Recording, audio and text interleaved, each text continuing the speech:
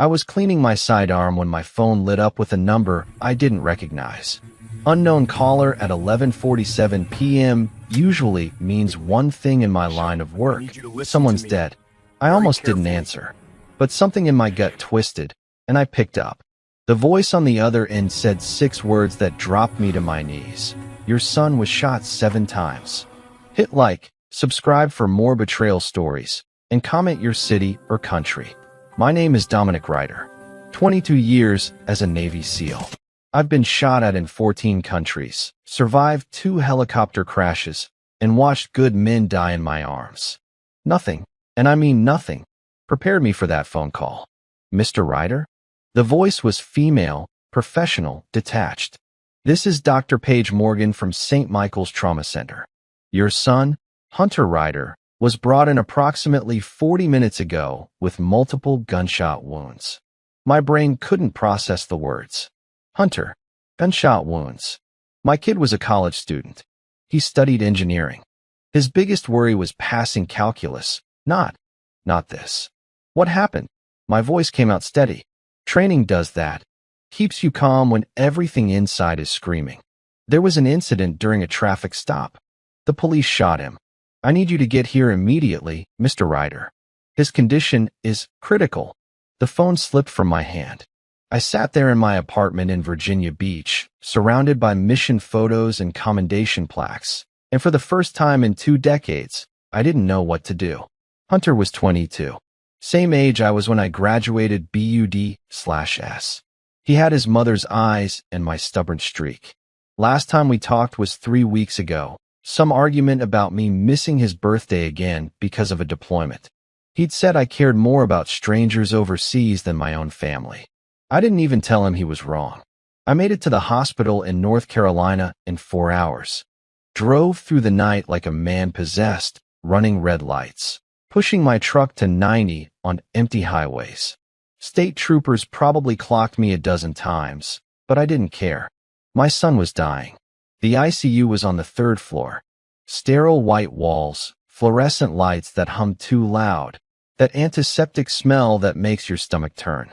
A uniformed police officer was stationed outside room 312. He looked up when I approached, hand moving instinctively toward his belt. Family only, he said. I'm his father. He looked me up and down. I was still wearing my tactical pants and a faded SEAL team shirt. His expression shifted. Not respect. Something else. Suspicion, maybe. ID. I showed him my military ID. He stepped aside but didn't stop watching me. Like I was the threat here. I pushed open the door. Nothing prepares you for seeing your child like that. Nothing. Hunter was barely recognizable. Tubes coming out of his mouth, his arms, his chest. Machines beeping in rhythm with his struggling heartbeat. His skin was gray, lips cracked and pale. Bandages covered most of his torso. I counted them. 7 distinct wound dressings. 7 bullets had torn through my son's body. Dominic. I turned. Natalie was sitting in the corner, her face swollen from crying. My ex-wife. We divorced 6 years ago after I chose another deployment over our marriage. She looked older now. Tired. Broken. Nat. I couldn't finish the sentence. She stood up, and I thought she might hug me. Instead, she slapped me across the face. This is your fault. Her voice was raw, shaking. You taught him to be tough, to stand up to people, to never back down. And now look at him. Look at what your lessons did.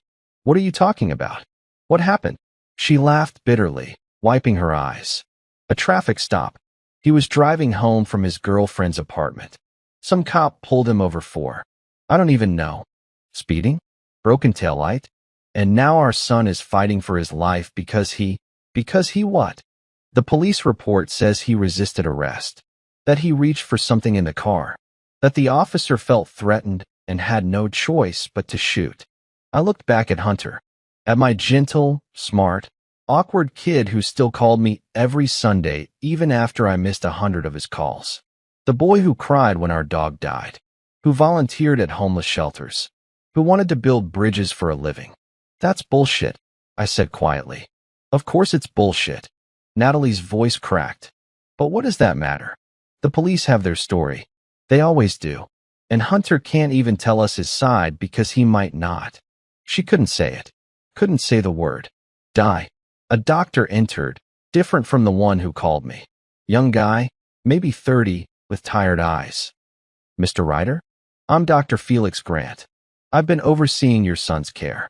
I need to be honest with you. The next 24 hours are critical. He's lost a massive amount of blood. One bullet collapsed his lung. Another grazed his spine.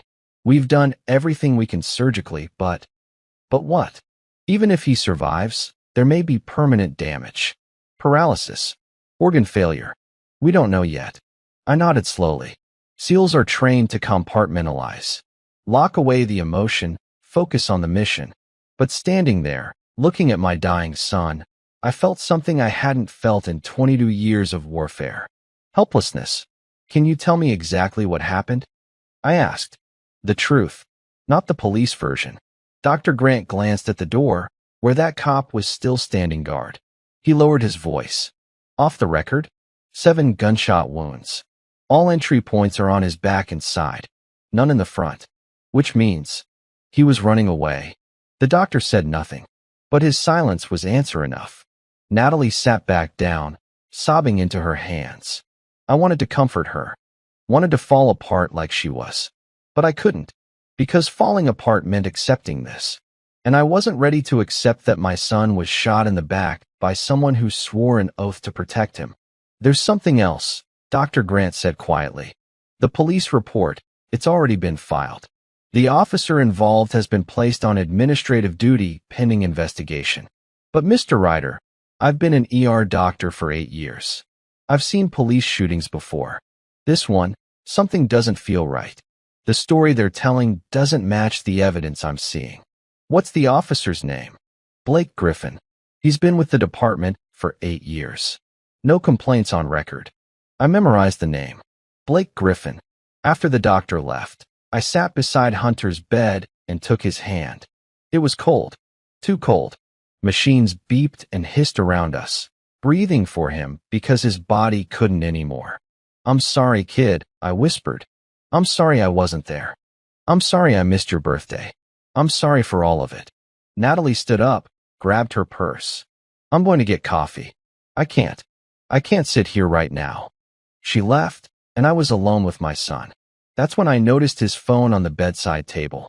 It was in a clear plastic evidence bag, but no one had taken it yet. I looked at the door. The cop outside wasn't paying attention. I opened the bag, powered on the phone. Hunter's wallpaper was a photo of us from 5 years ago, one of the rare times I made it home for Christmas. He was 17, smiling wide, arm around me. I was in uniform, proud as hell. Back when he still looked at me like I was a hero. I scrolled through his recent activity. Messages from his girlfriend Clara, asking if he made it home safe. Texts from friends about weekend plans. Then I saw it. A voice recording app. Still running. Timestamp. 9:43 p.m. Duration, 11 minutes, 27 seconds. My hands shook as I pressed play. Hunter's voice came through, young and nervous. Officer, I wasn't speeding. My tags are current. Is there a problem? A male voice, harsh and cold. License and registration. Now. Yes, sir. It's in my glove box. I'm reaching for it now. Don't you move. Keep your hands where I can see them. Okay. My hands are up. Sir, I'm not trying to. You think you can talk back to me, boy? Boy. The word dripped with something ugly. Something that made my blood run cold. Hunter's voice cracked slightly. No, sir. I just want to cooperate. My father is a Navy SEAL. He taught me to always respect. And then Blake Griffin laughed. A cruel, mocking sound. I don't give a damn who your daddy is. Think that scares me. Think that makes you special. The recording went on. Escalating. Hunter pleading. Griffin getting angrier, more aggressive, more threatening. And then the sound I'll hear in my nightmares forever. 7 gunshots.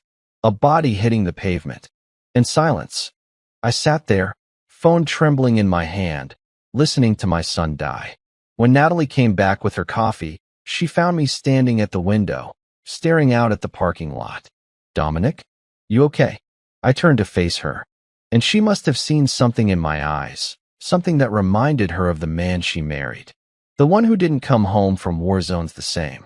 "What did you do?" she whispered. "I found the truth," I said quietly. "And now I'm going to make sure the whole world hears it." The next morning, 2 detectives showed up at the hospital. They wanted to interview me about Hunter's history of aggression. I sat across from them in a cold conference room.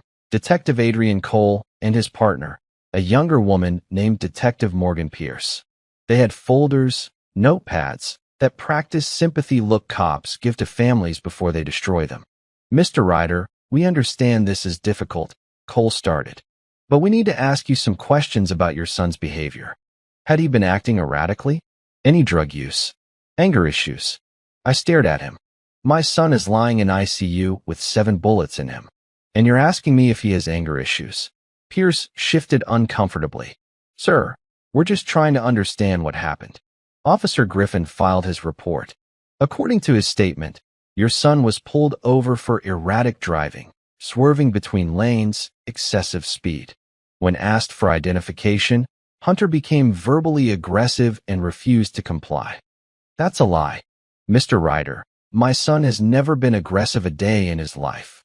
He coaches kids basketball at the community center. He volunteers at animal shelters." "Try again." Cole slid a document across the table. "This is the official incident report. Officer Griffin states that your son reached under his seat despite repeated commands to keep his hands visible.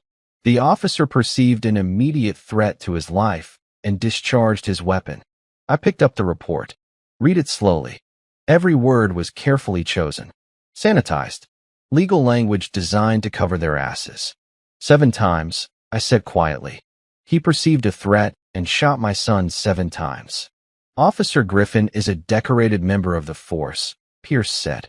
8 years of service. No prior complaints. He's respected in the community. Where's the body camera footage? They exchanged a glance. That's when I knew. There was a technical malfunction, Cole said. The footage is corrupted. IT is trying to recover it, but convenient. Mr. Ryder, I understand you're upset. Was a weapon found in my son's vehicle? Silence. I asked you a question, detective. Was a weapon found? Pierce cleared her throat. No, sir. No weapon was recovered from the scene. So let me understand this correctly. My unarmed son was shot 7 times by a police officer who felt threatened. The body camera that would prove exactly what happened mysteriously doesn't work.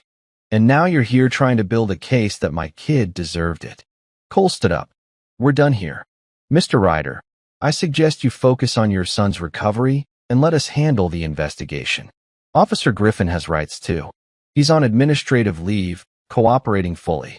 This was a tragedy, but it was a justifiable use of force. I stood too, towering over both of them. 22 years of combat training makes you comfortable with confrontation. They weren't. Get out, I said softly, and tell whoever sent you that this isn't over. After they left, I went back to Hunter's room. Natalie was there, holding his hand, reading to him from some fantasy novel he loved as a kid. She looked up when I entered. The police were here asking questions, I said. I know. They talked to me yesterday. Asked if Hunter had a criminal record. If he'd ever been violent. Her voice broke. They're going to destroy him, Dominic. They're going to make people think he deserved this. Before I could respond, the door burst open. A young woman rushed in. Early 20s, long dark hair, eyes red from crying. Clara, Hunter's girlfriend. Is he? Oh God. She stopped when she saw him, hand flying to her mouth. Natalie stood and hugged her while she sobbed. Clara, I'm Dominic, Hunter's father. She turned to me, wiping her face. He talks about you all the time. He was so proud of you. She couldn't finish. Tell me what happened, I said gently. Everything you remember. She took a shaky breath. Hunter came over to my apartment around 8. We watched a movie, had dinner. He left around 9:30 to go home. He texted me when he got in his car, said he'd message when he got to his dorm. But then, what time was the traffic stop? Around 9:40, I think. I kept texting him asking where he was. When he didn't answer, I called. No response. Then at midnight, the police called me. They said there'd been an incident. That Hunter was in surgery. Did they tell you why he was pulled over? They said he was speeding. But that's impossible. Hunter never speeds. His dad. She glanced at me. No offense, but his dad was never around. So Hunter became obsessive about following rules. He thought if he was perfect, you'd notice him. He wouldn't risk a speeding ticket. The words hit harder than any bullet I'd ever taken. Natalie sat down heavily. The police report says he was swerving, driving recklessly. That's bullshit, Clara said fiercely. Sorry, ma'am, but it is. Hunter had 2 beers over 4 hours. He was completely sober. And his car is a 2015 Honda Civic. It doesn't even go that fast. I pulled out my phone, opened the voice recording app I'd copied from Hunter's phone before the cops could take it as evidence. I need you both to listen to something. It's going to be hard, but you need to hear the truth. I pressed play. For 11 minutes and 27 seconds, we listened to my son die. Clara collapsed into a chair, sobbing. Natalie covered her mouth, tears streaming down her face. When it ended, the silence in that hospital room was suffocating. He called him boy, Clara whispered. Hunter told me about stuff like that. How white cops looked at him different because his mom is black. I didn't want to believe it was that bad. I thought Hunter was exaggerating. Natalie's face had gone cold. Hard. Play it again. The part where Griffin says his name. I rewound it. The officer's voice came through clear. I don't give a damn who your daddy is, Hunter. You think being a SEAL's son makes you untouchable? He knew, Natalie said slowly. He knew Hunter's name before asking for ID. He knew about you. I felt ice run through my veins. She was right. Griffin called Hunter by his first name 30 seconds into the stop, before Hunter handed over his license. This wasn't random, I said. Clara looked up. What do you mean? I mean this was targeted. Someone told Griffin who Hunter was. This wasn't about a traffic violation. This was personal. My phone rang. Unknown number. I answered. Mr. Ryder? This is Officer Evan Torres. I was Blake Griffin's partner that night. I need to talk to you. Alone. Not at the hospital. They're watching you. Who's watching me? Everyone. Please. I have information. But if they know I'm talking to you, my career is over. Maybe my life. He gave me an address. A park 20 minutes away, and hung up. I looked at Natalie and Clara. I have to go. Dominic, wait. Natalie grabbed my arm. What are you going to do? I thought about Hunter lying in that bed. Thought about Blake Griffin at home on paid leave, probably sleeping fine. Thought about that recording, about the word boy, about 7 bullets in my son's back. I'm going to find out why, I said. And then I'm going to make sure Blake Griffin never wears a badge again. Please don't do anything stupid, Natalie begged. Don't let your SEAL training take over. Don't become the thing they're trying to make Hunter out to be. I kissed her forehead, something I hadn't done in 6 years. I'm not going to hurt anyone, Nat. I'm going to bury them the legal way. It lasts longer. I walked out of that hospital with one mission: find the truth, expose the lies, and make sure my son's blood meant something. Officer Evan Torres was about to tell me everything. And after that, Blake Griffin's world was going to burn. The park was empty at 6 in the morning. Fog rolled across the grass, making everything look like a ghost town. I sat on a bench near the playground, watching the entrance. Old habits. Always scan your environment. Know your exits. Never sit with your back exposed. A silver Toyota pulled up. Young guy stepped out, maybe late 20s, Hispanic, wearing civilian clothes, but moving like a cop. Stiff posture. Eyes constantly scanning. Nervous. Officer Evan Torres.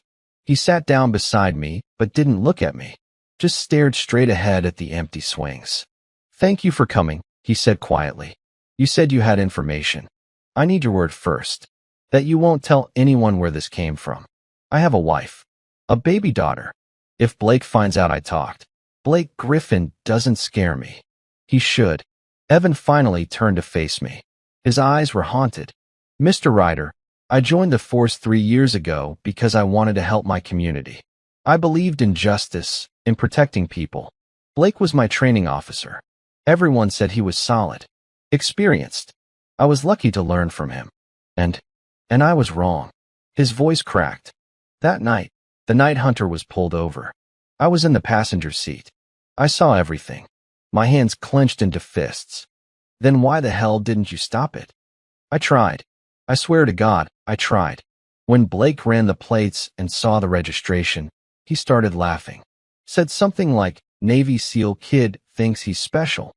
I asked him what he meant. He said Hunter had filed a complaint 6 months ago. I froze. What complaint? Against Blake. It was at a traffic checkpoint near the university. Blake allegedly made some racist comments to a group of students, including your son. Hunter reported it. The complaint was filed, but never went anywhere. Internal Affairs buried it. Blake he has connections. His uncle is a captain. His cousin works in IA. The Griffins have been cops in this town for 3 generations. Everything clicked into place. This wasn't random. This was revenge. So he pulled Hunter over deliberately. Yes, he'd been waiting. When the plate came back registered to Hunter Ryder, Blake lit up like Christmas morning. He told me to stay in the car, that he'd handle it. But I could hear everything on the radio. The body camera footage, there is no footage. Blake turned his off before he got out of the car. Told me to do the same. Said the cameras were malfunctioning. I should have refused. I should have done something, but I was scared. Blake told me if I ever crossed him, he'd make sure I never worked in law enforcement again. So you sat there and listened to him murder my son. Evan's face twisted with guilt. Hunter didn't do anything wrong. He was polite, respectful, hands visible the whole time. But Blake kept escalating, kept pushing. He wanted Hunter to react.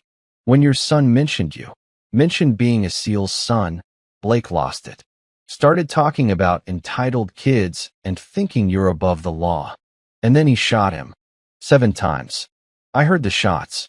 By the time I got out of the car, Hunter was on the ground, bleeding out. I called for an ambulance immediately, started applying pressure to the wounds. Blake just stood there, calm as anything, reloading his weapon. My vision blurred red. Every instinct I had screamed to find Blake Griffin and end him. But I forced myself to breathe. Stay controlled. Stay smart. Why are you telling me this now? Because I can't sleep. I can't look at my daughter without seeing Hunter's face. I became a cop to protect people, and instead I let a kid get shot because I was too much of a coward to speak up. Tears ran down his face. I'll testify. I'll tell everything. I don't care what it costs me. They'll destroy you. The union, the department, Blake's family. I know, but I have to live with myself. And right now, I can't. I studied him. Saw the genuine remorse, the guilt eating him alive. He was young, scared, but he was here. That took guts. There's something else, Evan continued. Blake has done this before. Not shootings, but excessive force. Targeting minorities, planting evidence, making up charges. There are at least 3 other complaints in his file that got buried. And there's a witness. What witness? An elderly woman who lives in the apartment building across from where Hunter was shot. I saw her in the window with her phone out. She was recording. Blake saw her too, went up there after the ambulance left. I don't know what he said to her, but when I drove past her building the next day, her curtains were closed. She didn't come forward. What's her name? Ruby. Ruby Peterson. Lives in Unit 304 at Sterling Heights Apartments.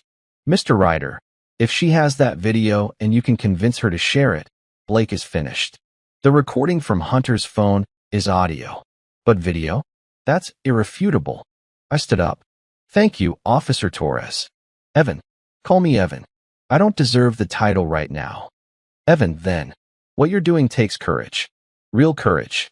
Not the fake kind they pin medals on. You'll have protection. I have resources, people who owe me favors. You won't face this alone. He nodded, relief washing over his face. There's one more thing. The police chief, Preston Hall, he knows Blake is dirty. But the department can't afford another scandal. They had a wrongful death lawsuit last year that cost them millions. If this goes public, it'll destroy the whole force's reputation. They're going to fight you with everything they have. Let them. I walked back to my truck, mind racing. I had audio evidence. I had a cop willing to testify. And now I had a witness with video. But I needed to move fast. The police would already be circling the wagons, preparing their defense. They'd paint Hunter as a thug, me as an overprotective father blinded by grief. They'd bury Evan's testimony, intimidate Ruby Peterson into silence. I pulled out my phone and dialed a number I hadn't called in 4 years. Logan speaking. It's Dominic. I need the team. All of them. Virginia, Tennessee, California, doesn't matter. I need you here by tonight. Logan Carter, my swim buddy from BUD/S, served 6 tours with me in Afghanistan. His voice shifted immediately from casual to mission ready. What's the situation? My son was shot by a dirty cop. They're trying to cover it up. I need a lawyer who doesn't scare easy, tech support to secure evidence, and bodies on the ground to watch my 6. The enemy is the entire police department. Silence for 3 seconds. Then, we'll be there by 1800 hours. Send coordinates. And Dom, we're going to bury these bastards. No bodies, Logan. This is legal warfare. I need you sharp and clean. Roger that. See you tonight, brother. I hung up and started driving towards Sterling Heights Apartments. Ruby Peterson was about to have a visitor. And whether she wanted to or not, she was about to become the most important witness in the most important case of her life. Because that video wasn't just evidence. It was a weapon. And I was about to show Blake Griffin and his corrupt department what a Navy SEAL does when you come after his family. The war had just begun. Sterling Heights Apartments looked like every other rundown complex in America. Cracked parking lot, faded paint, laundry hanging from balconies. Unit 304 was on the 3rd floor, corner apartment with a view of the street where my son was shot. I stood at Ruby Peterson's door, aware that knocking might be the worst decision I could make. If she was scared enough to stay silent, a 6'2" former SEAL showing up might send her running. But I was out of options. I knocked. Soft, non-threatening. Silence. Ms. Peterson? My name is Dominic Ryder. I'm Hunter's father. I just want to talk. Movement inside. A shadow passed across the peephole. Then a voice, elderly and shaky. Go away. I already talked to the police. I don't know anything. Ma'am, I know you're scared. But my son is lying in a hospital bed with 7 bullets in him. If you saw what happened, if you recorded it, I'm begging you, please. Help me find the truth. The door cracked open, chain still attached. An elderly black woman peered out, maybe late 60s, with gray hair pulled back and eyes full of fear and something else. Guilt. I can't help you, she whispered. I'm sorry about your boy. Truly I am. But I can't get involved. Why not? Because I like breathing. Because the police came here the night it happened. That officer, Griffin, he stood right where you're standing and told me I didn't see anything. Said if I thought I saw something, I was mistaken. Said old ladies have bad memories, and it would be a shame if I got confused and said something that wasn't true. He threatened you. He didn't have to. The look in his eyes did it for him. She started to close the door. Miss Peterson, please. You have children. She stopped. I have 2 sons. Both grown now. One's a teacher, other's a mechanic. Then you understand. You understand what it's like to love someone so much you die for them. Hunter is my only child. I wasn't a good father. I was overseas more than I was home. But he deserved better than this. He deserved to come home that night. Her eyes filled with tears. I know. Lord knows, I know. I watched that boy bleed out on the street while that monster stood over him like he'd done nothing wrong. I called 911 myself before the police even radioed it in. Then you did see it. You do have the video. She hesitated, glancing down the hallway like someone might be listening. If I give you this, my life is over. They'll come after me. The police protect their own. Not this time. I have a cop willing to testify. I have resources, protection. You won't face this alone. You can't promise that.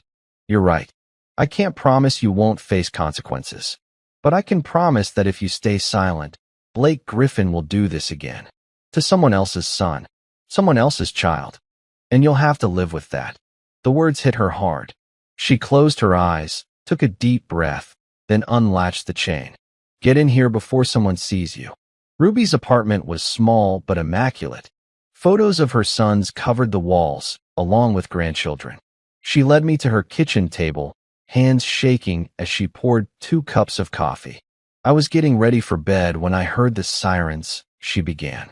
Thought it was just another speedster getting pulled over. Happens all the time on this street. But something felt wrong, so I looked out the window. What did you see? That young man, your son, he was standing by his car, hands up in the air. The officer was yelling at him, weapon drawn. I couldn't hear what they were saying, but I could see the fear on your boy's face. He wasn't resisting. He wasn't fighting. He was terrified. And you recorded it. She nodded slowly. On my phone. I've seen too many of these stories on the news. Black kids shot by police. Police say it was justified. No evidence to prove otherwise. So I started recording. Thought maybe if something happened, there'd be proof. Can I see it?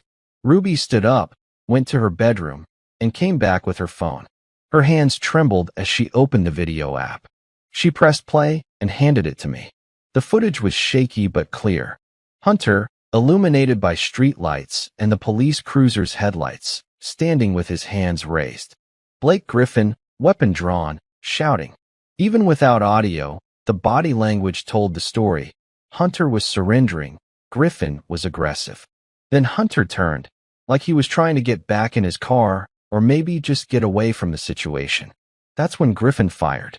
7 shots in rapid succession. Hunter's body jerked with each impact, crumpling to the ground. Griffin didn't run to help him. Didn't call for medical assistance immediately. He just stood there, weapon still raised, for a full 15 seconds before his partner rushed over. I watched my son die for the second time in 24 hours. I'm so sorry, Ruby whispered. I should have come forward immediately. But when they showed up at my door, it's okay. You're coming forward now. That's what matters. A knock at the door made us both freeze. Ruby's face went white. Ms. Peterson? It's Officer Griffin. I need to speak with you about your statement. Blake Griffin was here. Right now. On the other side of that door. I stood up, every muscle in my body tensed for combat. Ruby grabbed my arm. Don't, she hissed. If he sees you here, he'll know I talked. Please, the bedroom window. There's a fire escape. I'm not leaving you alone with him. You have to. The video, get it out there. Make copies, send it to lawyers, send it everywhere. That's more important than protecting me right now.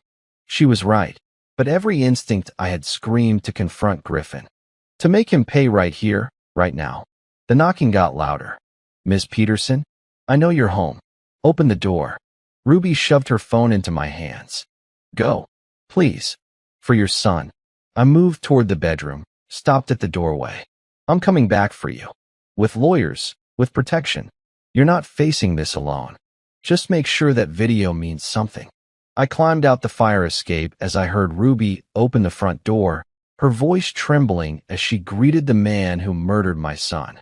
The metal stairs rattled under my weight as I descended 3 floors, hitting the ground just as I heard Griffin's voice through the window above. Miss Peterson, it's come to our attention that there may have been a recording device operating in your apartment the night of the incident. We'll need to collect any and all electronic devices for evidence processing. They were seizing her phone. They knew about the video, but they were too late. I had it now. I reached my truck, immediately plugged Ruby's phone into mine, and started transferring the file. My hands were shaking, not from fear, from pure rage. That bastard was up there right now, intimidating an elderly woman, trying to destroy evidence. My phone buzzed. Text from Logan, wheels down in 2 hours. Where you want us? I sent him an address, a storage unit I rented years ago, off the grid, paid in cash. Secure location. Then I called Julian Hayes, the best military lawyer I knew, formerly Navy JAG, now a civilian attorney who specialized in taking down corrupt officials. Julian, it's Dominic Ryder. Dom? Haven't heard from you in 3 years. What's wrong? Everything. I need you in North Carolina tonight. I'm sending you audio and video evidence of police murder. My son is the victim. I need a legal strategy that will crucify them before they can bury this. Send me everything you have. I'm on the next flight. I uploaded the files to an encrypted cloud server, sent copies to 3 separate email accounts, and texted them to Logan. The evidence was safe now. Even if they confiscated every device I owned, the truth was already spreading. Above me, I heard shouting. Ruby's voice, raised in protest. Then silence. My phone rang. Unknown number. Mr. Ryder? This is Police Chief Preston Hall. I think it's time we had a conversation. About how your officer murdered my son. About how we can resolve this situation amicably. Your son's medical bills are significant, I imagine. The department is prepared to offer a settlement.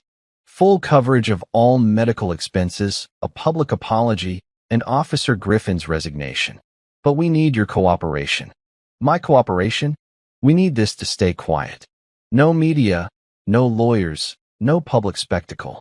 We handle this internally. Everyone walks away whole. You get justice for your son. We maintain departmental integrity. I laughed. Actually laughed. You think you can buy me? You think money and a quiet resignation is justice? Mr. Ryder, I understand you're emotional. I have audio. I have video. I have a witness and a cop willing to testify. And by tonight, I'll have the best legal team in the state. You can't bury this, Chief. The only question is whether you go down with Griffin or if you cut your losses now and help me put him in prison where he belongs. Silence on the other end. Then, cold and hard. You're making a mistake. The police brotherhood is stronger than you think. You want war? We'll give you war. And when it's over, your son's name will be mud and you'll have nothing. Try it. And find out what a Navy SEAL does when you come after his family. I hung up. My phone immediately buzzed with a text from a number I didn't recognize. Back off, or next time it won't be your son. It'll be you. They were threatening me now. Good. It meant they were scared.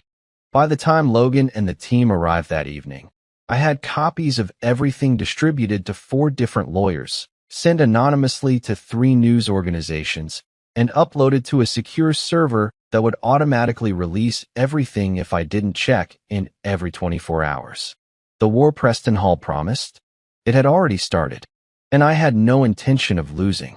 The storage unit was 20 miles outside the city, buried in an industrial park that most people forgot existed.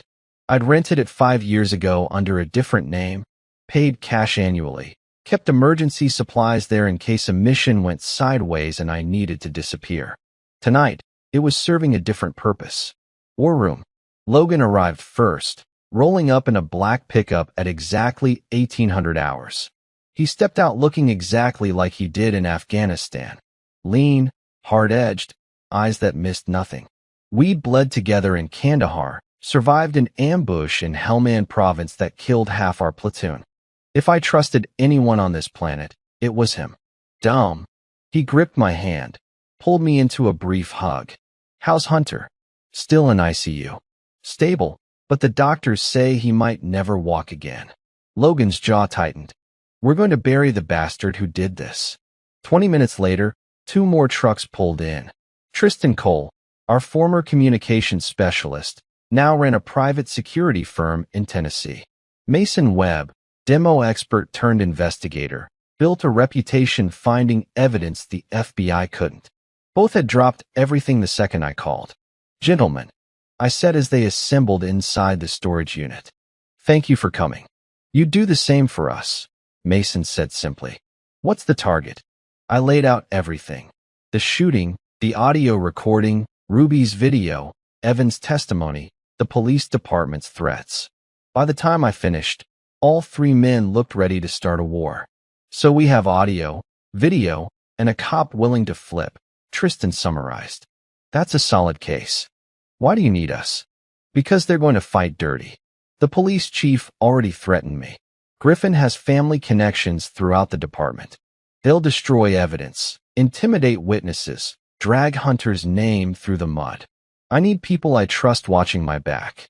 Logan pulled out a laptop. Let me see the video. I transferred the files from Ruby's phone. The 4 of us watched in silence as Hunter died on that grainy recording. When it ended, Mason turned away, fists clenched. How are you not in prison right now for killing that cop? He asked quietly. Because Hunter wouldn't want that. He was better than me, better than all of us. He believed in the system, in justice, in doing things the right way. So that's what I'm going to do. I'm going to use their own system to destroy them. A car pulled up outside. Julian Hayes, the lawyer. I'd worked with him on 3 different courts-martial cases overseas. He was brutal, methodical, and had a perfect track record of taking down corrupt officers. Julian walked in carrying 2 briefcases and the energy of a man about to wage legal war. He was mid-40s, black, former Marine JAG attorney who'd prosecuted war crimes cases. If anyone could navigate this, it was him. Dominic. He shook my hand firmly. I reviewed everything you sent. This is one of the most clear-cut cases of police murder I've ever seen. But it's also going to be one of the ugliest fights of your life. Explain. Julian opened his briefcase, pulled out a folder. I did some digging on Officer Blake Griffin. He has 3 prior excessive force complaints buried in his personnel file. One from 2 years ago. Hispanic teenager, broken ribs during an arrest. Complaint dismissed. Another 18 months ago, black college student, tossed during a traffic stop for noncompliance. Also dismissed. And 6 months ago, your son filed a formal complaint alleging racist comments and intimidation at a DUI checkpoint. Hunter never told me about that. Because it went nowhere. Internal Affairs investigated for exactly 2 weeks before concluding Griffin's behavior was within department guidelines. But here's the important part. The IA investigator who cleared Griffin? His name is Captain Marcus Griffin, Blake's uncle. The pieces clicked together. So the family protected him. Repeatedly. And they'll do it again. I've already seen the media spin starting. Local news is running stories about Hunter's marijuana charge from 3 years ago. They're digging up old social media posts, trying to paint him as anti-police. Natalie's voice echoed in my mind from earlier that day when I'd stopped by the hospital. She was falling apart, exhausted from sleeping in a chair beside Hunter's bed, terrified the hospital bills would bankrupt her. They're going to destroy his reputation, she'd said. And there's nothing I can do to stop it. I told her the same thing I was telling Julian now. Then we go public first. We control the narrative. Julian nodded. That's exactly what I'm proposing. We hold a press conference, release the audio and video to every major news outlet simultaneously. We name Blake Griffin. We name the police chief who tried to buy your silence, and we dare them to keep lying. When? 48 hours. That gives me time to file a federal civil rights lawsuit, notify the FBI about potential civil rights violations, and brief the witnesses. Officer Torres is ready to testify. He is. But he's scared. He has a family. We'll protect him. I have contacts at the FBI who owe me favors. They can provide security if necessary. Tristan looked up from his laptop. I'm already seeing the police department's counteroffensive. They've leaked Hunter's arrest record to conservative media outlets. They're calling him a troubled youth with a history of drug use and anti-authority behavior. Mason slammed his fist on the table. He was pulled over for driving while black. That's the only crime here. I know, Julian said calmly. Which is why we don't respond to their smears. We let the evidence speak. Audio doesn't lie. Video doesn't lie. A dying kid saying, "I'm not resisting," while being shot in the back. That's a narrative they can't spin. Logan turned to me. What do you need from us specifically? Tristan, I need you to secure all digital evidence. Multiple backups, encrypted servers, dead man switches if anything happens to me. Mason, I need background on Blake Griffin, financials, associates, anywhere he might be vulnerable. Logan, you're my shadow. Where I go, you go. If they come after me physically, I need someone I trust watching my 6. All 3 nodded. Julian closed his briefcase. Dominic, I need to be clear about something. This is going to get worse before it gets better. They'll threaten you, harass you, maybe even try to arrest you on trumped-up charges. Your life is about to become a nightmare. My son has 7 bullets in him and may never walk again.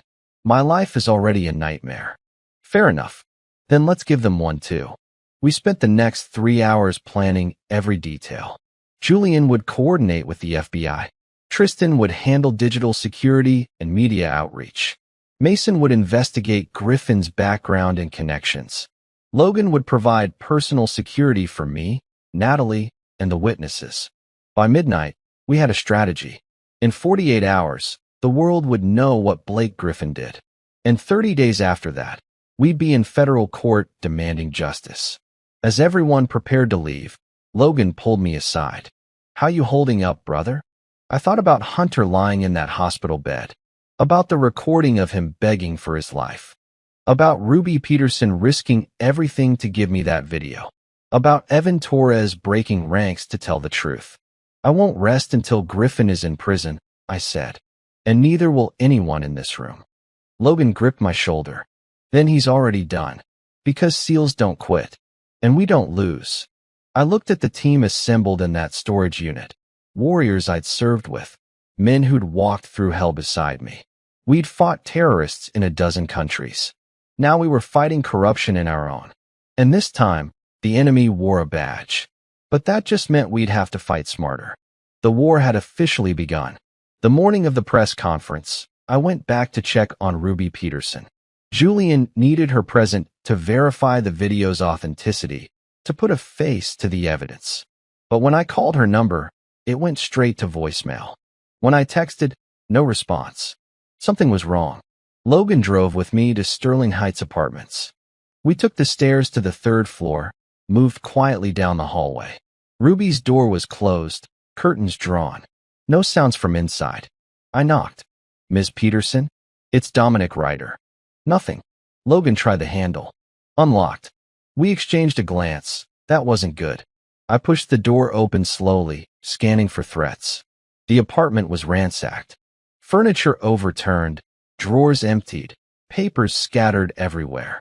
Someone had torn the place apart looking for something. "Ruby," I called out, moving deeper inside. We found her in the bedroom, sitting on the edge of her bed, head in her hands. She looked up when we entered, and I saw the bruise forming on her cheek, the split lip. "Miss Peterson, what happened?" They came back. Her voice was hollow, defeated. 3 of them. Not in uniform, but I knew they were cops. They wanted the phone, wanted any copies I made.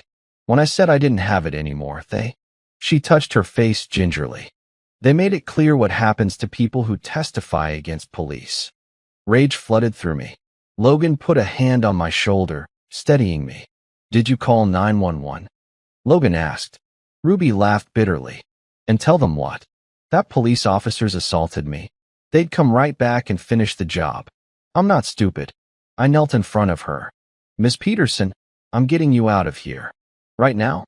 We have a safe location, security, everything you need. You're not staying here another minute. I can't leave my home. This is all I have. This home won't matter if you're dead. Please, let us protect you." She looked between Logan and me, seeing something in our faces that made her decision. "My sons. I need to call my sons, tell them I'm okay. You can call from the safe house. But we need to move now." 20 minutes later, Ruby was in Logan's truck with a bag of essentials, heading to a secure apartment Tristan had arranged. Mason would stay with her until the press conference. Nobody was getting to her again. Back at the storage unit, Julian was preparing final statements when his phone rang. He answered, listened for 30 seconds, then hung up with a grim expression. That was the district attorney. "She wants to meet." "About what?" She didn't say. But DA Sarah Kendra doesn't call personally unless it's important. She wants to see us in 1 hour, her office. We arrived at the DA's office downtown to find not just Sarah Kendra, but Police Chief Preston Hall sitting across from her desk. The setup was obvious, an ambush negotiation. "Mr. Ryder, thank you for coming," DA Kendra said. She was mid-40s, sharp-eyed, with a reputation for being tough on crime, but also pragmatic. "Please sit." Julian and I sat. Chief Hall didn't acknowledge us, just stared straight ahead with his jaw clenched. "I'll get right to it," Kendra continued. "I've reviewed the evidence you've compiled. The audio recording, the video footage, Officer Torres's statement. It's Compelling. Compelling enough to prosecute. Julian asked. That's what we need to discuss. A case like this, officer-involved shooting, national media attention, race relations, it's incredibly complex. Even with strong evidence, conviction rates in police shootings are notoriously low. You want to drag this through a trial, spend 2 years in litigation, put that family through testimony and cross-examination? For what? There's a better way. DA Kendra pulled out a document. We're prepared to offer Officer Griffin a plea deal. Involuntary manslaughter, 5 years in prison, permanent revocation of his police credentials. In exchange, we avoid a trial, spare your family the media circus, and guarantee a conviction. 5 years, I repeated. He shot my son 7 times, and you want to give him 5 years. It's more than most officers ever get in these situations, Kendra said quietly. Mr. Ryder, I understand your anger, but attempted murder charges require proving intent. Griffin's defense will argue he feared for his life, that departmental training supported his actions. A jury might acquit him entirely. 5 years guaranteed is better than 0 years on a gamble. Julian looked at me, waiting for my call. I thought about Hunter, paralyzed from the waist down, facing a lifetime of physical therapy and wheelchairs. Thought about the recording, his voice begging for his life. Thought about Blake Griffin going home to his family in 5 years while my son would never walk again. No deal. Mr. Ryder, I said no. We're going to trial. We're going to put every piece of evidence in front of a jury and let them decide if 7 bullets in an unarmed kid's back is justified. And when, not if, when we win, Griffin will spend the rest of his life in prison where he belongs. Chief Hall stood abruptly. You're making a mistake. This case will destroy your family. Every detail of your son's life will be public record. Every mistake he ever made, every bad decision, it'll be on national television. Is that what you want for him? What I want is justice. Real justice. Not a plea deal that lets a murderer off easy so the department can save face. Then you'll get war, Hall said. We'll fight you every step. We'll appeal every ruling. We'll tie this up in court for years. I stood too, meeting his eyes. Good. Because I have nothing but time. And every day this drags on, every new story about Blake Griffin shooting an unarmed kid, it's another day your department's reputation burns. So bring your war, Chief. Let's see who's left standing when it's over. Kendra sighed heavily. If you change your mind, we won't, Julian said, standing. We'll see you in court, counselor. We walked out of that office into the bright North Carolina sunshine. Julian turned to me. You're sure about this? They're right about one thing. Trials are brutal. The defense will go after Hunter, after you, after every witness we have. I'm sure. Then we hold the press conference tomorrow as planned. Once we go public, there's no turning back. There was never any turning back. Not after I heard my son die on that recording. My phone buzzed. Text from Mason. Ruby Peterson wants to talk to you. Says there's something she needs to tell you before tomorrow. Something about Griffin. I called Ruby immediately. She answered on the first ring. Mr. Ryder, there's something I should have told you before. About why this is so hard for me. What is it? Blake Griffin, his mother, Patricia, she's my neighbor, has been for 15 years. We have coffee together every Sunday after church. I watched Blake grow up. I was at his police academy graduation. Her voice broke. I know his family. Good people. And now I'm about to destroy them by testifying against their son. The revelation hit like a physical blow. Ruby wasn't just a witness. She had a personal connection to the man who shot Hunter. Does Patricia know you have the video? I asked carefully. No. She doesn't even know I saw what happened.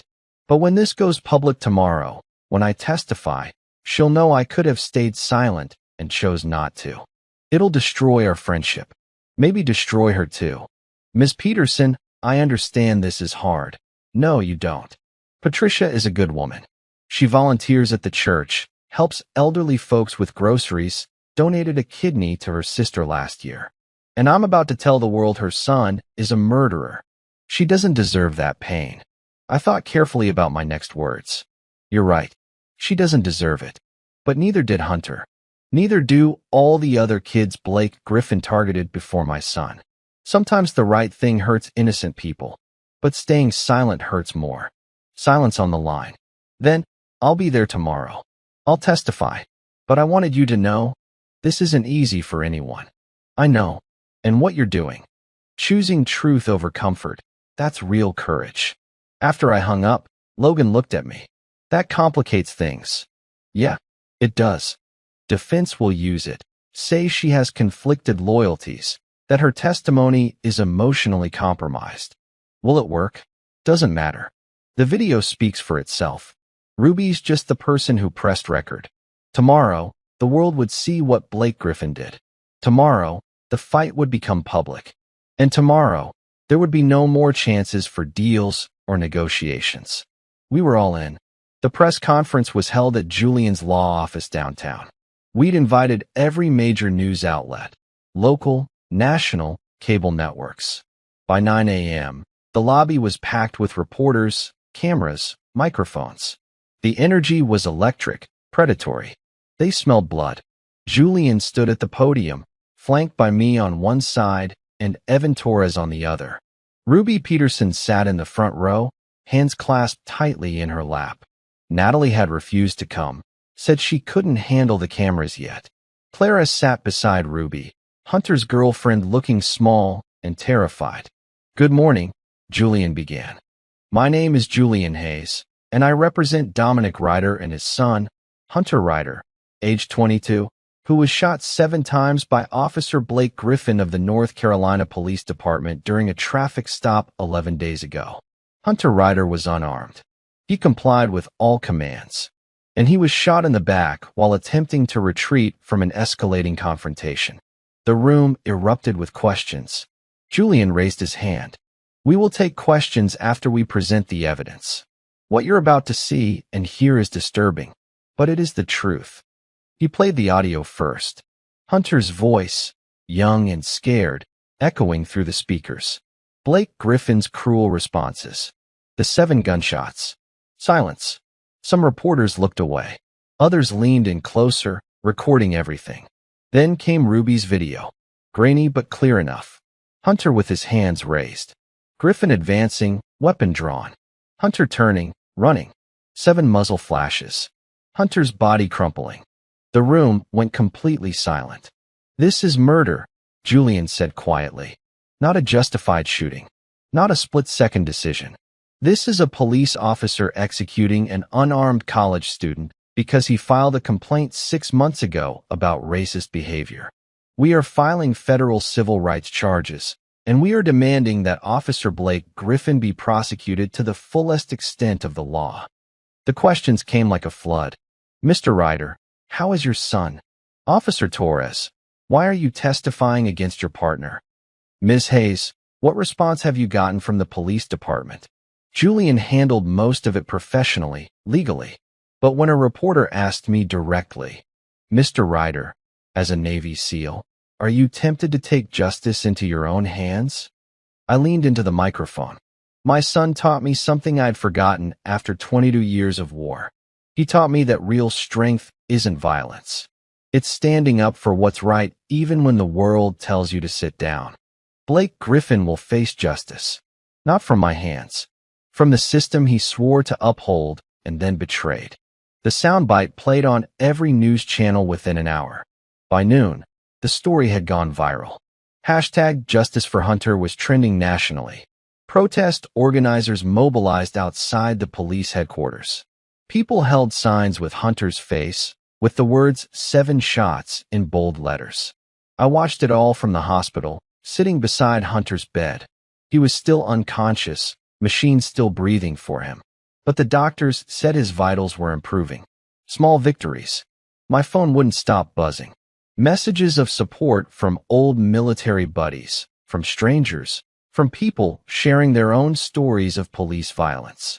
But also threats. Dozens of them. Your son got what he deserved. Stop attacking our heroes in blue. Thug got shot for not complying. I deleted them all and focused on Hunter. Natalie arrived around 2 p.m., looking exhausted. She'd seen the press conference online, seen the video of her son being killed. I can't watch it again, she said, sitting beside me. I've seen it 5 times, and I still can't believe it's real. It's real, but now the world knows. They can't bury this. She took Hunter's hand. The comments online, people are saying terrible things about him. About us. They found his old Facebook posts, old photos from parties. They're calling him a thug, a criminal. Let them talk. The evidence speaks louder than their lies. But she was right about the backlash. By evening, the police union had released a statement defending Griffin, highlighting Hunter's marijuana charge from 3 years ago, questioning the authenticity of the recordings. Conservative media outlets ran stories with headlines like Navy SEAL Father Seeks Revenge on Hero Cop and Troubled Youth's Family Attacks Police. Blake Griffin's lawyer held his own press conference, painting Griffin as a dedicated officer who'd served his community for 8 years, who'd made a split-second decision in a dangerous situation, who was now being crucified by a father blinded by grief. The narrative was splitting down predictable lines. Half the country saw murder. The other half saw a justified shooting. That night, Clara and Natalie did an interview with a national news network. They sat together, holding hands, and told the world who Hunter really was. The kid who volunteered at shelters, who tutored elementary students in math, who wanted to build bridges, literal bridges, to connect communities. He wasn't perfect, Clara said, tears streaming down her face. He made mistakes like everyone does. But he didn't deserve to die. He didn't deserve 7 bullets for being pulled over. The interview was powerful, humanizing. It went viral too. But the police union countered with testimonials from officers who'd served with Griffin, character witnesses painting him as a family man, a coach for youth baseball, someone who'd received commendations. It was a media war, and both sides were fighting for the narrative. On the 13th day after the shooting, I was sitting beside Hunter when his eyes opened. Just a flutter at first, then slow, confused blinking. He tried to speak, but the breathing tube prevented it. Panic crossed his face. Hunter, it's okay. You're safe. You're in the hospital. Don't try to talk. I called for the nurses. Within minutes, doctors were examining him, checking responses, asking questions he couldn't answer yet. They removed the breathing tube an hour later. Hunter coughed, gasped, then focused on me. Dad, his voice was barely a whisper. I'm here, son. I'm right here. What happened? How do you tell your child they were shot 7 times? That they might never walk again? That their life changed forever because a cop wanted revenge? You were hurt, but you're alive, and you're going to be okay. He tried to move his legs. Couldn't. Tried again. Nothing. The realization dawned slowly, horror spreading across his face. I can't feel my legs. And that's when my son, my strong, brave son, broke down crying. 3 days after Hunter woke up, the doctors confirmed what we already knew. The bullet that grazed his spine had caused permanent damage. T12 vertebrae. Complete paralysis from the waist down. No surgery could fix it. No therapy could reverse it. My son would spend the rest of his life in a wheelchair. Hunter took the news in silence. Didn't cry, didn't scream, didn't break things. He just stared at the ceiling with empty eyes and stopped talking. Natalie tried everything. Brought his favorite foods, played his favorite music, showed him messages from friends. Nothing worked. Clara sat with him for hours, holding his hand, telling him she loved him no matter what. He barely acknowledged her presence. He's given up, Natalie told me outside his room on the 5th day. He won't eat, won't do physical therapy, won't even look at us. Dominic, I'm losing him. I'd seen this before. In combat zones, after missions went wrong. Good men who survived the violence, but couldn't survive what came after. The loss of purpose, of identity, of the future they'd imagined. Some pulled through. Others didn't. I walked into Hunter's room and closed the door. We need to talk. I don't want to talk to you. His voice was flat, emotionless. Too bad. I'm talking anyway. I pulled a chair close to his bed. The doctors say you're refusing physical therapy, that you won't cooperate with the psychologist. That you told the nurses you wish they'd let you die. Maybe I do. That's not allowed. He finally looked at me, anger flashing in his eyes. Not allowed. You think you get to tell me what's allowed? You weren't there when that cop shot me. You weren't there for my birthdays, my graduations, any of it. You don't get to show up now and play dad. The words cut deep because they were true. You're right, I said quietly. I wasn't there. I chose missions over you, deployments over family. I failed you as a father. But Hunter, I'm here now. And I'm not letting you give up. Give up? Look at me. I'm paralyzed. My football scholarship is gone. My engineering program requires climbing stairs to labs I can't access anymore. Clara's going to leave me because what girl wants to be with a guy who can't? His voice broke. I'm nothing now. You're everything. You're alive. You're smart. You're loved. Your legs don't define who you are. Easy for you to say. You're a Navy SEAL. You can run, jump, fight. You're a hero. I'm just broken. I stood up, pulled off my shirt. Hunter looked confused until he saw the scars. Dozens of them. Bullet wounds, shrapnel marks, surgical incisions covering my torso and arms. You see these? Helmand Province, 2015. IED explosion. Killed 3 of my teammates instantly. I survived, but barely. Shrapnel tore through my right leg. Damaged the muscles so badly the doctors said I'd never run again. Definitely never passed the SEAL physical requirements. My career was over. Hunter stared at the scars, seeing them for the first time. I spent 6 months in physical therapy learning to walk without a limp. Another 6 months proving I could still operate. The pain never fully went away. Every morning, I wake up and my leg screams at me. But I don't quit. You know what? Because you're tough? Because quitting means they win. The terrorists who planted that bomb, they wanted me dead or destroyed. Giving up would give them exactly what they wanted. So instead, I got back up and became better than I was before. That's different. You could recover. I can't. You're recovering right now, just differently than you expected. I sat back down. Hunter, that cop shot you 7 times because you filed a complaint about his racism. He wanted to silence you, to make you disappear, to prove that speaking up gets you killed. If you give up now, if you let this destroy you, he wins. Silence filled the room. Hunter's hands gripped the sheets. I remember everything, he whispered suddenly. Every second of that night. I've been lying here replaying it over and over. The way he looked at me when he pulled me over. Like I was already guilty. Like I deserved whatever came next. Tell me what happened. All of it. And for the first time since waking up, Hunter spoke. He told me about being pulled over, about keeping his hands visible, about mentioning me hoping it would de-escalate, about Griffin's rage when Hunter mentioned the previous complaint, about trying to get back in his car to drive away, thinking that would end it, about the first bullet hitting his shoulder, spinning him around, about the other 6 shots hitting his back while he fell. I thought I was going to die, Hunter said, tears finally coming. I was lying on that street, bleeding, and all I could think was that I'd never told you I was proud of you. Even though you were never around, I understood why.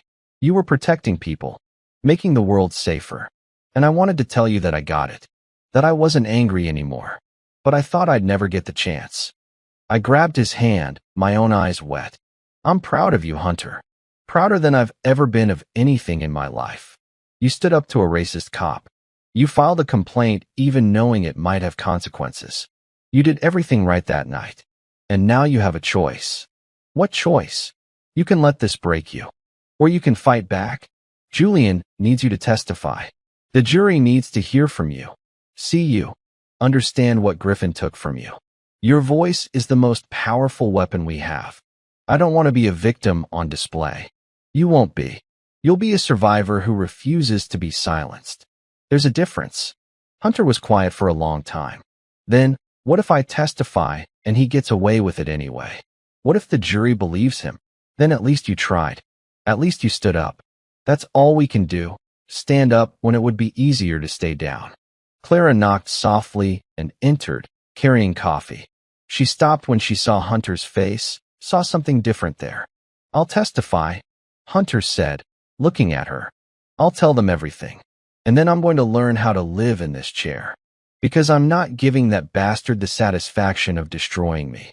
Clara burst into tears, rushing over to hug him. That night, Julian came by to prep Hunter for testimony. But before he could start, his phone rang. He listened, his face darkening. "Griffin's attorney just filed a motion to dismiss the case," Julian said. "Claims Hunter's testimony is unreliable due to trauma and brain injury from the shooting. They're arguing he can't accurately remember events, and his testimony would be prejudicial." Hunter's jaw clenched. "So they're saying I'm too damaged to tell my own story?" "That's exactly what they're saying." "Then I guess I'll have to prove them wrong." The trial began 6 months after that night. 6 months of physical therapy sessions where Hunter learned to navigate a world built for people who could walk. 6 months of media cycles, protests, counter-protests, and death threats. 6 months of waiting for justice. The courthouse steps were packed with supporters holding signs. "Justice for Hunter." 7 shots, 0 justice. "Black Lives Matter." Across the street, police union members held their own signs. "Back the Blue." "Hero cop persecuted." The divide was visible, angry, and growing. Inside, the courtroom was standing room only.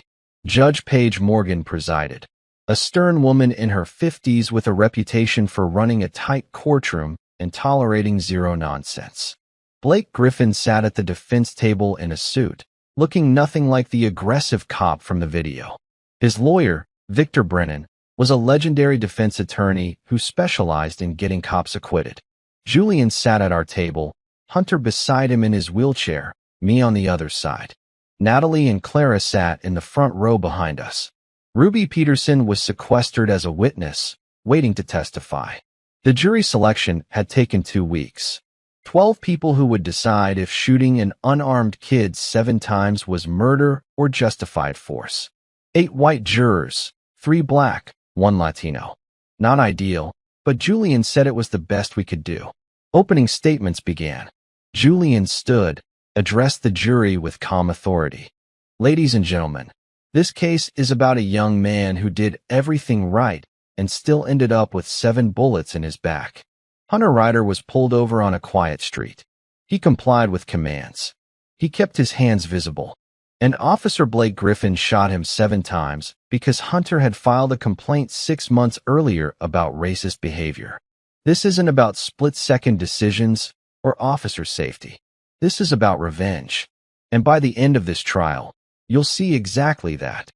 Victor Brennan's opening was different. He painted Griffin as a dedicated officer facing a dangerous situation, making an impossible choice in seconds. He talked about police training, about the thousands of traffic stops that go wrong, about officers who never come home to their families. "Officer Griffin didn't want to shoot anyone that night," Brennan said. "But when Hunter Ryder reached into his vehicle despite commands, when he fled the scene, Officer Griffin had milliseconds to decide. Live or die, shoot or be shot. He chose to live. That's not murder. That's survival." The first week was procedural, crime scene photos, forensic evidence, ballistics reports. The jury saw photos of Hunter's bullet wounds, the blood-soaked street, the car with no weapon inside. Julian methodically built the case piece by piece. Week 2, Evan Torres testified. He looked terrified but told the truth. Described how Griffin had turned off his body camera, how he'd targeted Hunter deliberately, how the shooting wasn't justified. Brennan tore into him on cross-examination, called him a traitor, suggested he was lying to save his career. Week 3, Ruby Peterson took the stand. She was strong, credible, heartbreaking. She described what she saw, verified the video she'd recorded. When Brennan tried to discredit her by revealing her friendship with Griffin's mother, she shut him down. "Yes, Patricia Griffin is my friend. And yes, this breaks my heart. But I watched her son murder a boy in cold blood. Friendship doesn't excuse that. It makes it worse." The courtroom was silent. The jury looked moved. Then came week 4. Hunter's testimony. Julian wheeled him to the witness stand. The jury watched this paralyzed young man struggle to position himself. watched the reality of what 7 bullets had done. Hunter told his story, calm, detailed, devastating. He described every moment of that night, Blake Griffin's rage, the feeling of bullets tearing through his back. "I thought I was going to die," Hunter said quietly. "I was lying on that street bleeding, and all I could think was that I'd never get to tell my dad I loved him. Never get married, never have kids, never build the bridges I dreamed about. Because a cop wanted revenge for a complaint." Brennan's cross-examination was brutal.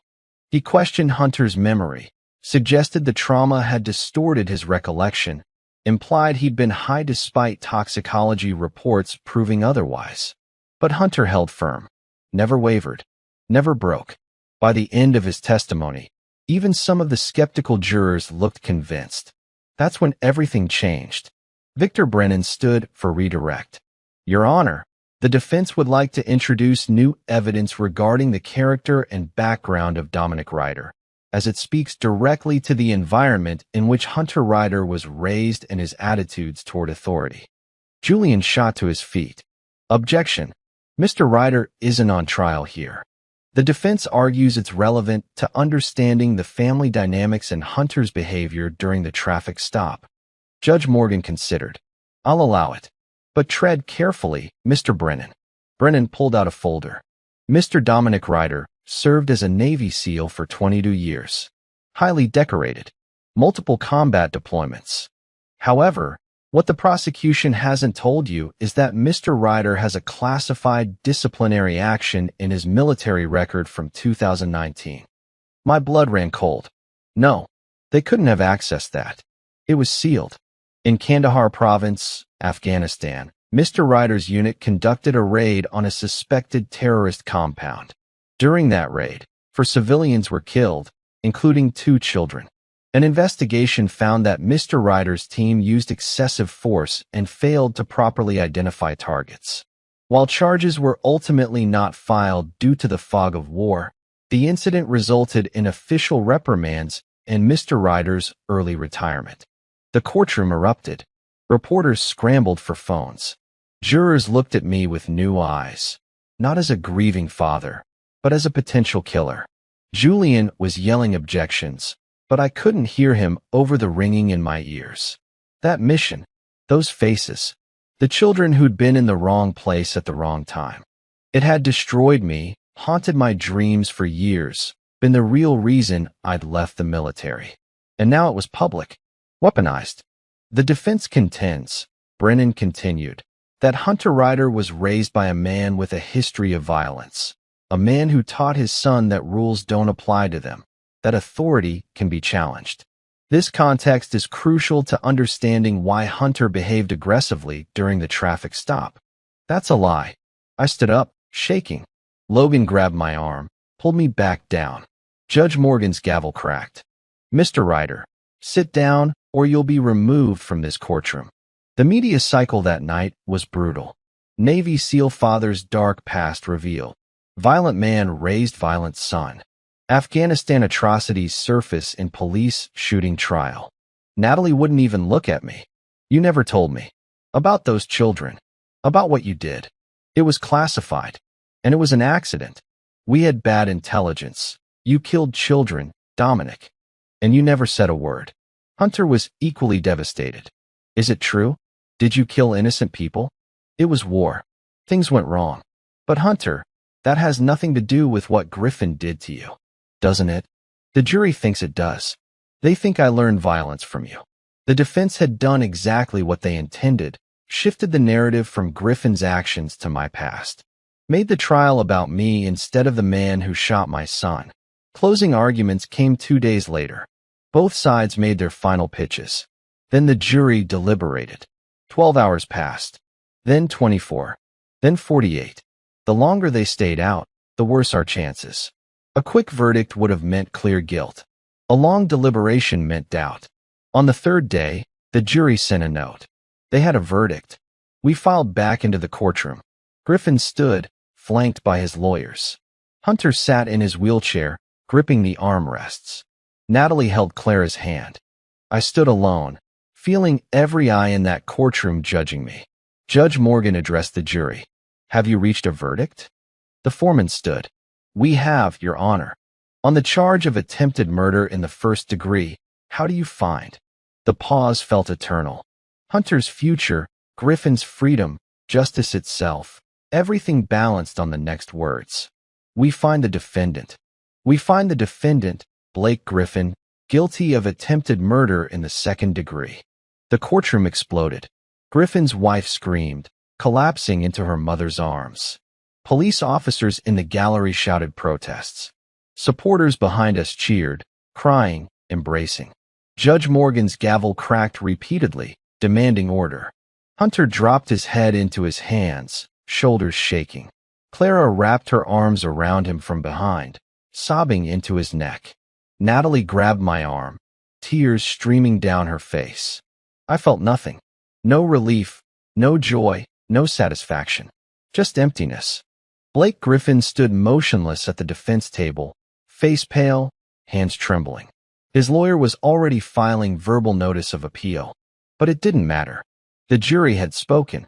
12 ordinary people had looked at the evidence, heard the testimony, seen the video, and decided that shooting an unarmed kid 7 times was murder.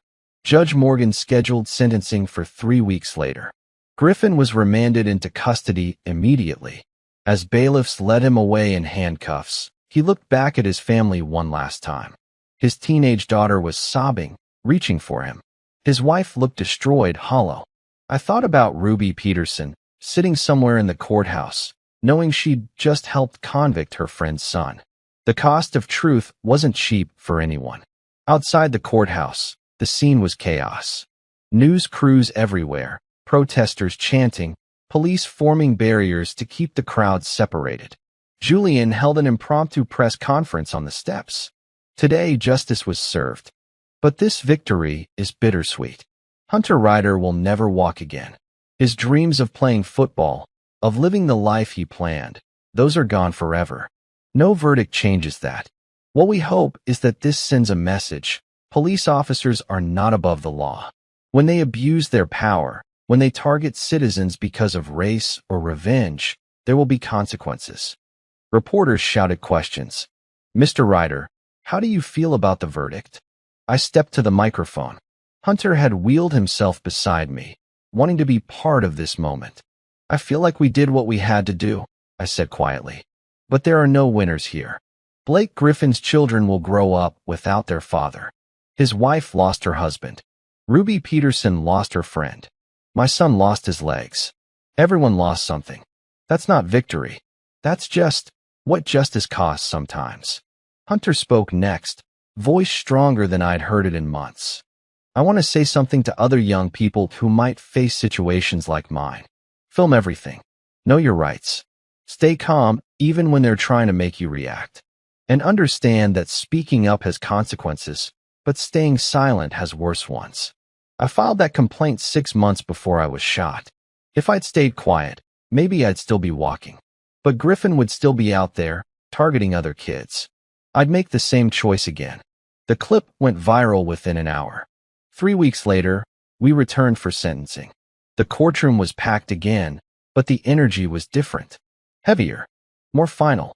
Judge Morgan had reviewed the pre-sentence reports, the victim impact statements, everything.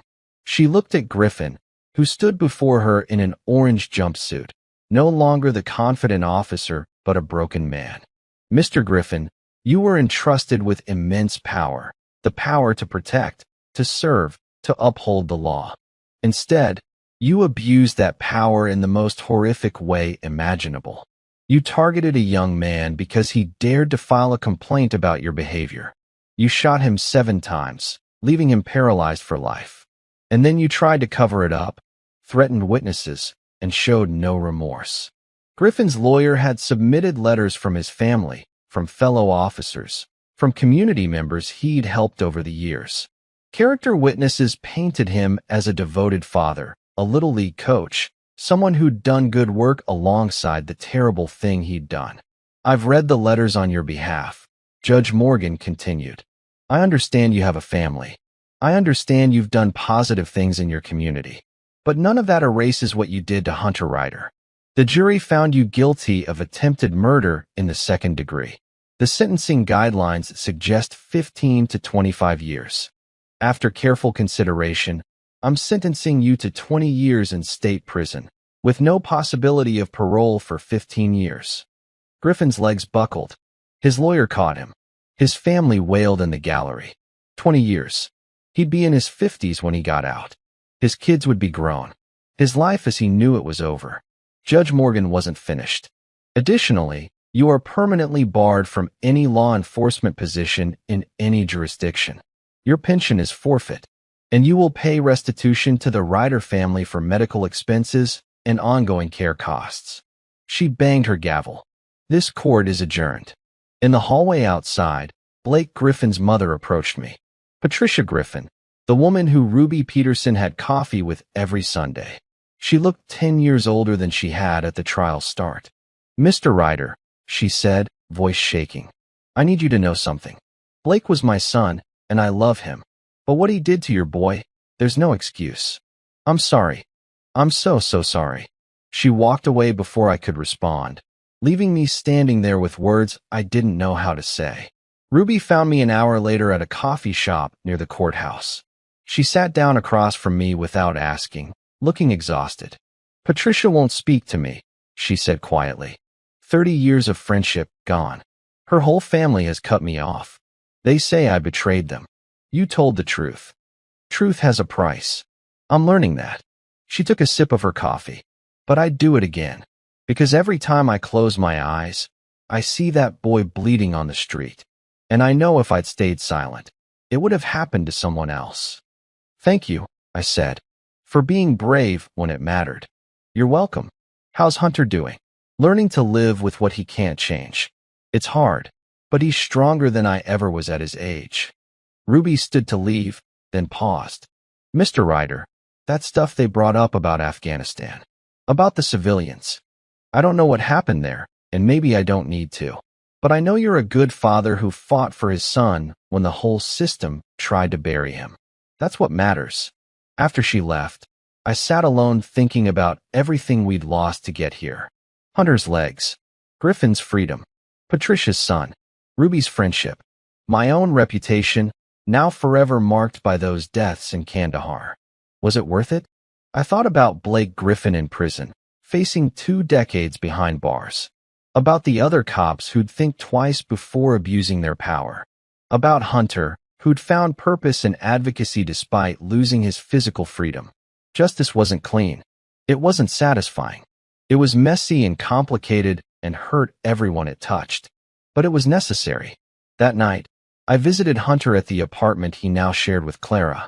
They'd stayed together through everything. The paralysis, the trial, the media circus. She'd proven herself stronger than anyone expected.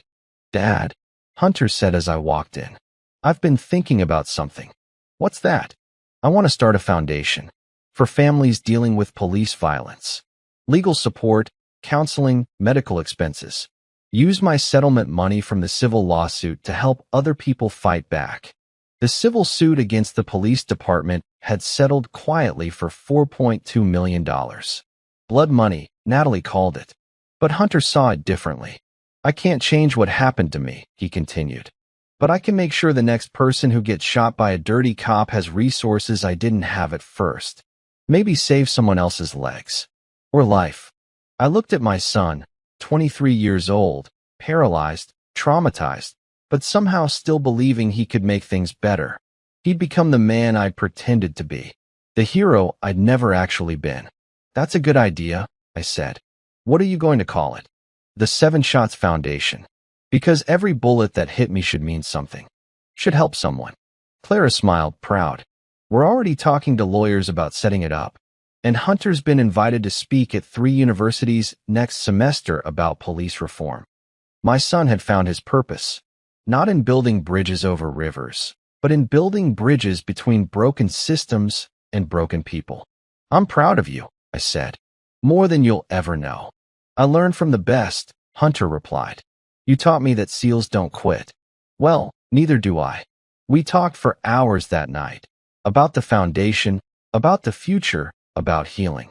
When I finally left, driving through the dark Carolina streets. I felt something I hadn't felt in months. Hope. Blake Griffin would serve his time. The police department had implemented reforms, body cameras that couldn't be turned off, independent oversight, implicit bias training. Chief Preston Hall had resigned under pressure.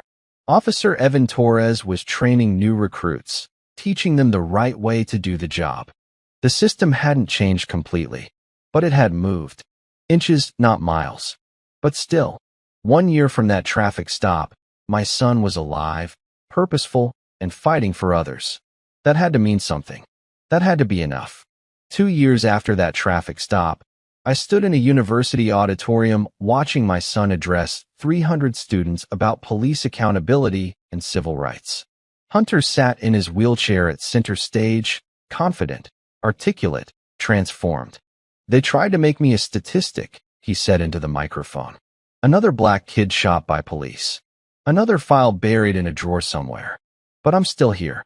And I'm using every breath I have left to make sure what happened to me doesn't happen to someone else's son or daughter." The standing ovation lasted 5 minutes. The Seven Shots Foundation had grown beyond anything we'd imagined. In 2 years, we'd helped 43 families navigate legal battles against police misconduct, funded medical expenses for 12 victims of excessive force, placed 15 officers under federal investigation for civil rights violations. The work was exhausting, heartbreaking, but necessary. Clara and Hunter had gotten married 6 months ago. Small ceremony, close friends and family. When they exchanged vows, there wasn't a dry eye in the room. She'd wheel them down the aisle, both of them crying and laughing, and I'd realized that some love stories don't end when the body changes. Some love stories are just beginning. Natalie and I had reconciled too, in our own way. Not romantically. That ship had sailed years ago. But as partners in supporting Hunter, as friends who'd survived trauma together. She'd started volunteering with the foundation, using her accounting skills to manage finances and grants. "He's good at this," she said, standing beside me in the auditorium as Hunter finished his speech. "Better than either of us ever were at anything. He gets that from you," I said. "The compassion, the ability to turn pain into purpose." She smiled softly.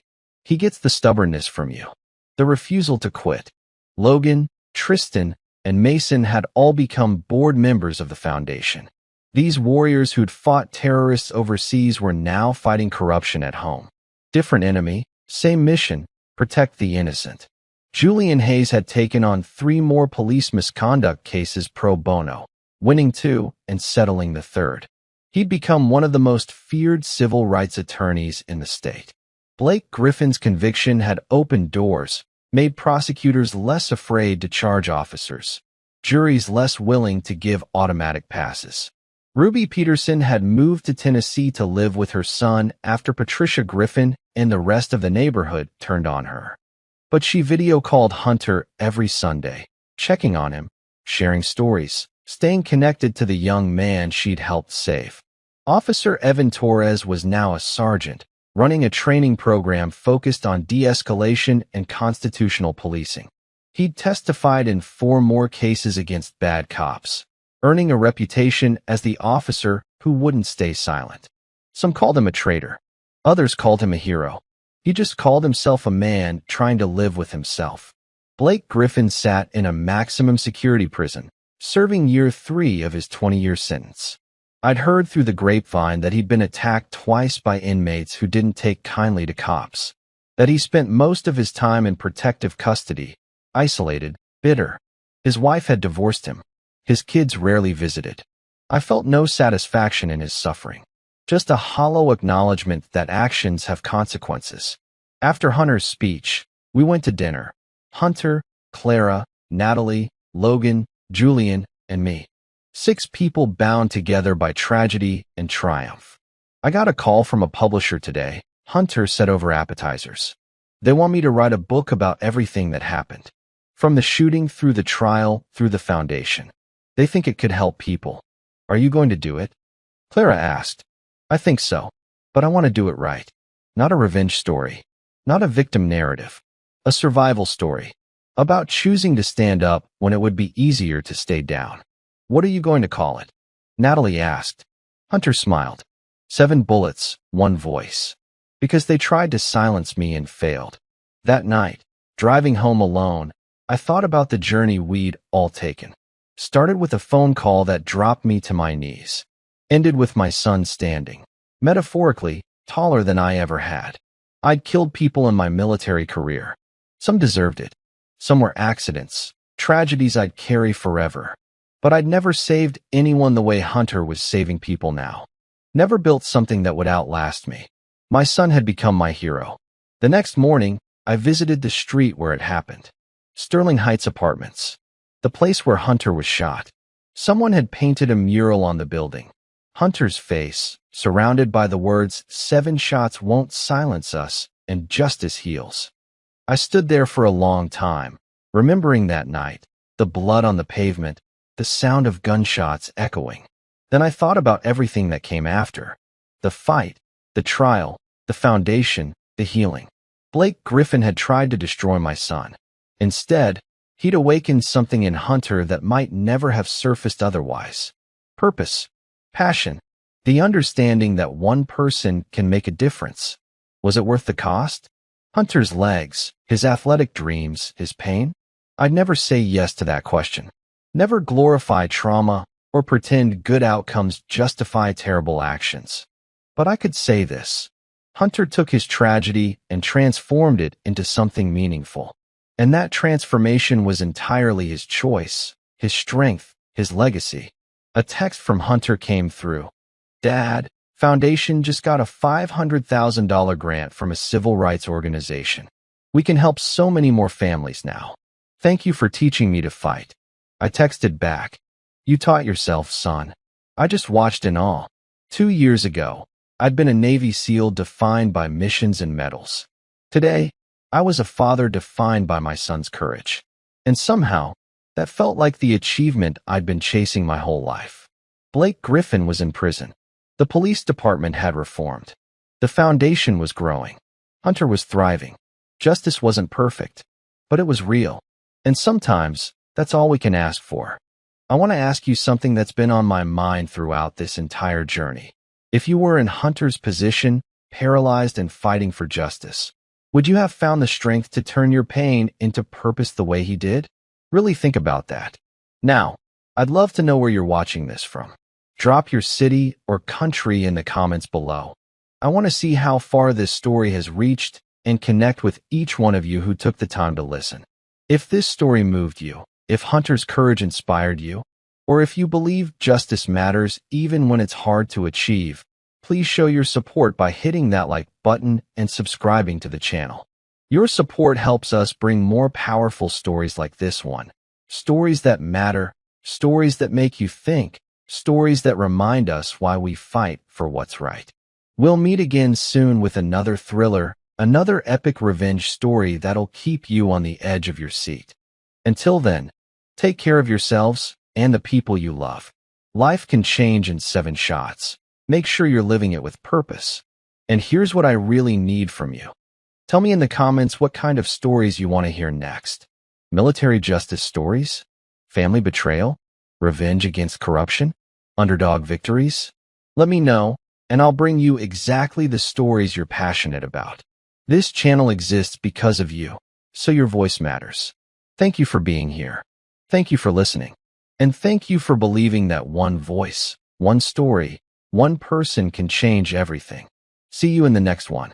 Stay strong, stay brave, and never stop fighting for what's right.